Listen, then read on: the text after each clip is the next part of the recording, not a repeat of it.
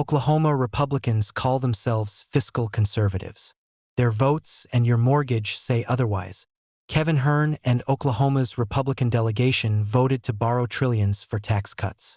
Donald Trump's endorsement has now put Mark Tedford in fiscal handcuffs. For Oklahomans trying to buy or sell a home, the fiscal recklessness led by our Republican representatives in the House and Senate is no longer an abstract Washington argument about trillions of dollars. It is showing up in buyers who cannot qualify for a mortgage, homeowners who feel trapped by the low-rate loans they already have, and families watching more of their monthly income disappear into interest payments.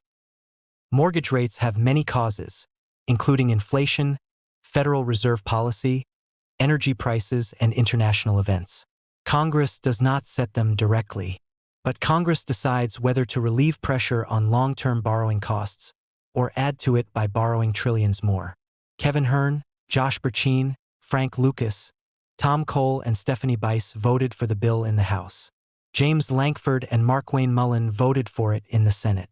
CBO has since estimated that the law itself will raise the interest rate on 10-year Treasury notes by an average of 14 basis points between 2025 and 2034. Oklahoma Republicans may be conservative on abortion, immigration, transgender issues, and other culture war subjects. But conservatism also once meant balancing obligations, protecting the nation's credit, and refusing to make promises without paying for them. By that standard, Oklahoma's delegation is not fiscally conservative. It is socially conservative and financially reckless. If fiscal conservatism means paying the bills, protecting America's credit, and refusing to borrow for politically convenient tax cuts, Oklahoma's Republican delegation has surrendered the label. Their challengers now have the opportunity and the responsibility to offer something more credible. The chart shows the average 30-year mortgage rate and the 10-year Treasury yield from 2010 through 2026, with CBO's 10-year Treasury projection through 2034. The mortgage line ends with the latest actual data, because CBO does not publish a comparable mortgage rate forecast. The relationship is not perfect, but it is unmistakable. Mortgage lenders generally begin with the yield available on long-term Treasury securities and then add a premium for the additional costs and risks associated with mortgages. That is why the federal government's borrowing costs eventually reach a family buying a home in Tulsa, Oklahoma City, or rural Oklahoma. Mark Tedford was not in Congress when the big beautiful bill passed, and he did not cast Kevin Hern's vote. But Donald Trump has endorsed him as pro-Trump and MAGA all the way, and Tedford has embraced that endorsement. By enthusiastically embracing Trump's endorsement, Tedford has effectively answered the question of how he would have voted. He has given District 1 voters no reason to believe he would have broken with Trump or Kevin Hern on the debt finance tax policies that blew another multi-trillion-dollar hole in the federal budget. Replacing Hern with Tedford, electing Hern to the Senate, and returning Oklahoma's Republican House members would not be a vote to correct the course. It would be a vote to continue it. The central arithmetic is not complicated.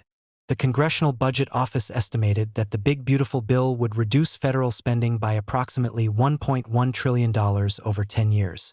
But it would reduce federal revenue by approximately $4.5 trillion. The difference is a $3.4 trillion increase in federal deficits between 2025 and 2034.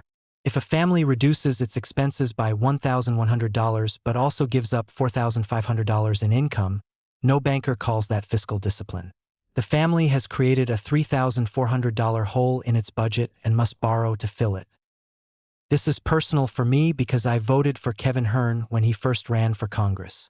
I listened to him present himself as a fiscal conservative. I remember hearing him say he would not have supported Trump's first tax cuts without substantial modifications because they created too much debt. That sounded like the kind of Republican fiscal discipline Washington desperately needed. But the real test of a fiscal conservative does not come when the other party controls government. It comes when his own party wants to cut taxes without paying for them. When that test arrived, Hern voted for the bill. He voted to reduce federal revenue by trillions more than spending was reduced. He voted to borrow the difference. Now he wants Oklahoma voters to reward that record by sending him to the Senate. Politicians can give legislation a flattering name. They can advertise temporary deductions and avoid discussing the permanent bill that comes due later. The bond market is considerably less sentimental. The 30-year Treasury does not directly determine mortgage rates. The 10-year Treasury is the closer benchmark. But the 30-year bond tells us what investors demand to lend the United States money for an entire generation. When the yield rises, the government must offer more interest to attract buyers for long-term debt. The latest Treasury borrowing estimates illustrate the size of the challenge. Treasury borrowed $577 billion in privately held net marketable debt during the first 3 months of 2026, and another $190 billion from April through June. It expects to borrow $739 billion from July through September and $628 billion during the final 3 months of the year. That produces a calendar year total of approximately $2.13 trillion in additional privately held marketable borrowing. Treasury borrowing is not identical to the federal budget deficit because cash balances and other financing needs also matter. But it measures how much additional federal debt private markets are being asked to absorb. CBO projects that net federal interest payments will increase from 3.3% of the economy in 2026 to 4.6% in 2036. By then, interest will consume nearly 1/5 of all federal spending. This is the real cost of pretending that tax cuts are free. Interest does not teach a child to read, repair a bridge, fund medical research, train a nurse, or strengthen the electric grid. It pays for decisions already made, many of them by politicians who are no longer in office. Every additional dollar devoted to interest is a dollar unavailable for current priorities unless Congress raises taxes or borrows still more. Republicans often respond to criticism of the debt by pointing to Social Security and Medicare. Those programs do face genuine long-term financing problems.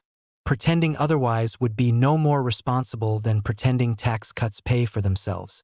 But Social Security and Medicare did not cause the big beautiful bill's $3.4 trillion increase in primary deficits. The legislation was a decision to cut taxes by more than Congress was willing to cut spending, and to borrow the difference. Congress will eventually have to make responsible decisions about Social Security and Medicare. Those discussions should begin with protecting benefits, increasing the revenue available to sustain them, and refusing to use seniors as a convenient excuse for another unpaid tax cut. The administration has also weakened the federal government's ability to collect taxes already legally owed. The Treasury Inspector General reported that the IRS experienced a net staffing reduction of 28% between January 2025 and January 2026. Wage earners generally have taxes withheld automatically from every paycheck.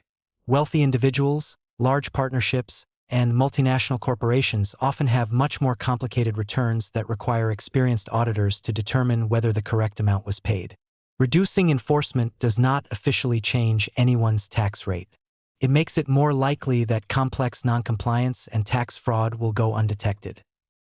Oklahoma voters do not have to accept the Republican Party's definition of conservatism. John Croizon is challenging Mark Tedford in District 1. Brandon Wade is running in District 2. Susie Bird in District 3, Mitchell Jacob in District 4, and Jenna Nelson in District 5. Those candidates should be asked to make fiscal responsibility central to their campaigns. They should explain how they would protect Social Security and Medicare, reduce ineffective spending, restore responsible tax enforcement, and require the wealthy and profitable corporations to contribute enough revenue to keep the country solvent. Fiscal responsibility does not mean dismantling education, health care, scientific research, and infrastructure so Congress can preserve another deduction for people who need it least. This is more than an accounting argument. Most parents want their children to inherit more opportunity, greater security, and a stronger country than they had.